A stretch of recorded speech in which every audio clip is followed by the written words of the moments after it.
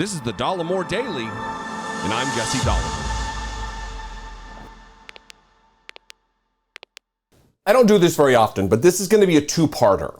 So after this, when I get done talking about this crap, I'm gonna just turn around and do another video with a high school curriculum here, a visual aid of what fascism is.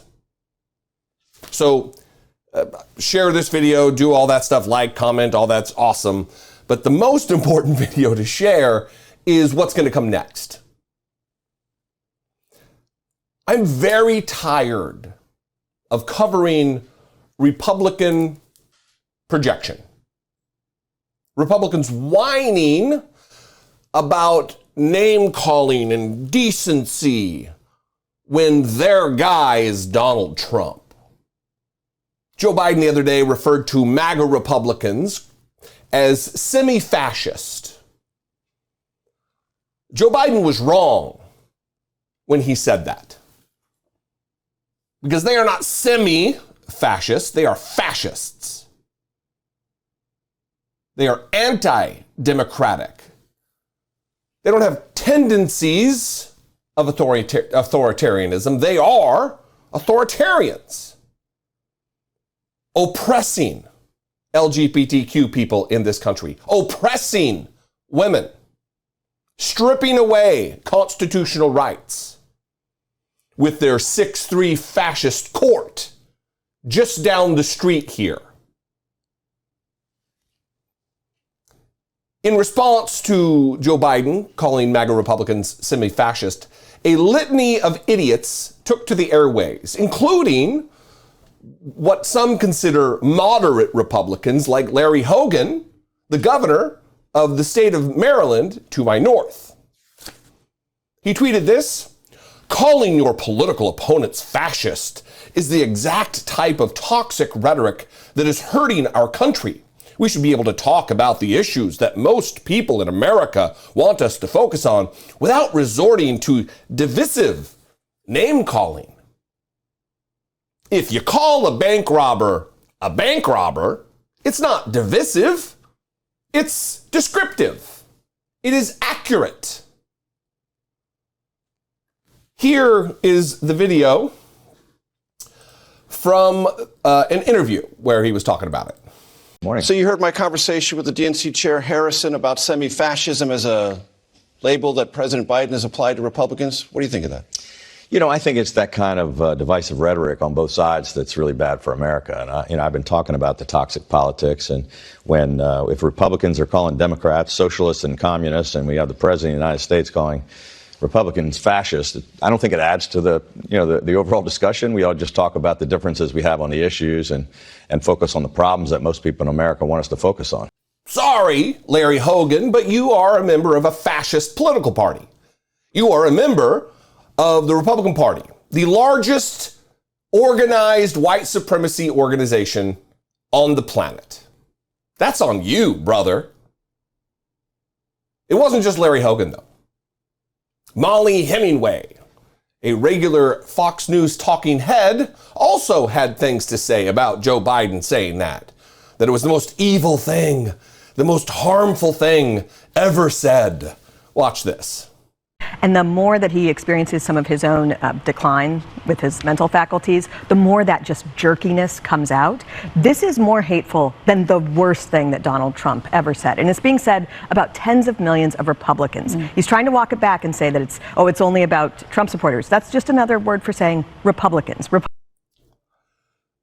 Again, the next video that will accompany this, it'll come out a half hour or so after, we'll say, maybe an hour, I will demonstrate with a high school aid of the 14 points of fascism, and we'll see if it lines up with Democrats or Republicans. You can ask yourself, you could follow along, share this with a Republican in your life who you believe to be reasonable, possibly turned if they have any devotion to the facts and history. One more clip of Republicans hand-wringing over Joe Biden calling them semi-fascist. Here's Pumpkinhead Charlie Kirk. We have to remain peaceful on our side. But I do think that if they're going to escalate the language, then game on. Like, okay, if you're going to call us a bunch of fascists, we're not going to take that anymore. You're the fascist, Joe Biden. And there's other words we could use as well. We're not going to be like, well. And there's other words we could use as well. Here's a screenshot of Fox News, by the way. This is kind of culminating in what they're talking about, that MAGA Republicans are a threat to democracy. They're up in arms about this refrain, this truism. And it is remarkable to me because the same day that these screen grabs are being taken from Fox News and their chyrons and from their guests of them pushing back against the statement that they're semi-fascist or anti-democratic, Donald Trump comes out with this banger on Truth Social and is demonstrating to the world that they are indeed semi-fascist. They are fascist. They are anti-democratic.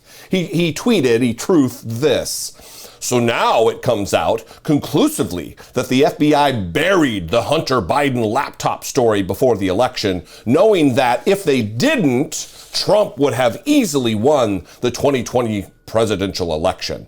This is massive fraud and election interference at a level never before seen in our country. Remedy: declare the rightful winner, or, and this would be the minimal solution, declare the 2020 election irreparably compromised and have a new election immediately. Donald Trump wants a redo. He wants to jettison any adherence to his oath to support and defend the Constitution. He wants to throw away the document that we are governed by. And he wants a redo. There is no constitutional justification or mechanism for a redo. There is no constitutional mechanism for installing him as president after having lost the election. But he's anti-democratic. He's a fascist. It doesn't matter. And they wail and they cry and they moan and they snivel. Well, they called us semi-fascists. He's the fascist.